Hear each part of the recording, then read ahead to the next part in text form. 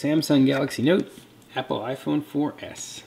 And these videos here are a bit of a response to all the Apple fans and their hate for the new Samsung Galaxy Note. This is more of a hardware comparison between these two phones. I see a lot of people calling the Samsung Galaxy Note a brick and making fun of it, making fun of the stylus. Steve Jobs says if you make a stylus, it's the death of the phone, blah, blah, blah. Well, one of their first arguments is that, oh, the Note is too big, it's too thick, can't fit it into anything, can't do anything with it, it's too heavy, too big, whatever. If you look at the thinness of these guys, they're about the same, so that argument goes out the window. The phone can in fact fit into the front pocket of your pants, it can in fact fit into a shirt pocket. It is not too big. I mean, it's definitely bigger than the iPhone 4S, but it also has a lot more features than the iPhone 4S. First of all, the resolution of the screen is quite a bit better. It has a stylus, which is a feature.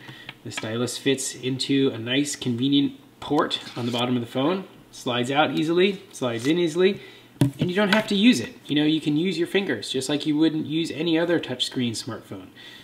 You can use a stylus only if you want to use a stylus. If you Google stylus for iPad or stylus for iPhone, you'll notice there's quite a few styluses on the market for iPhone and iPad. And why is that? It's because it's pretty convenient to use a stylus when you want to use it. So having a stylus is nothing but a benefit.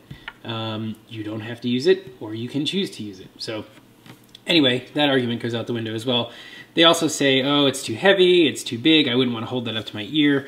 You know, it's not that big. It's not like you're holding a piece of paper, something that's 8 inches high, or a tablet up to your ear.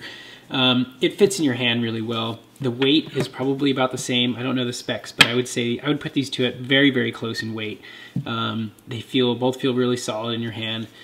You know, a lot of people on the iPhone community say, oh, well, it's Android, so I don't like it. Well, I mean, that is a legit argument. If you're an Apple iOS user and you like iOS, then Android's not going to be for you. But if you do like Android and you do like using Samsung phones, you know, let's just compare some videos between these two guys. You know, we'll load the same video here. I mean, how can you compare a 5-inch screen to a 3.5-inch screen? I mean, it's just ridiculous that you can even say these phones are the same. I mean, look at the quality of the Samsung phone compared to the iPhone. I mean, the iPhone has a great screen, don't get me wrong, but in terms of viewing videos, yeah, I don't think there's any comparison there. You know, it's definitely a bigger phone. It's definitely not going to be for everybody. But that being said, it's really unfair to mock the Samsung Note for reasons that aren't justified and totally unfounded. You know, if you're going to mock it that it's Android and that you don't like Android, but saying it's too big, it's too thick, I'll look like a dork, it's like, you know, you're not in high school. Who cares what people look like holding a phone? If my phone works for me, great. If my phone can do more than your iPhone can, great. You know, so to each their own, but yeah, haters, go home.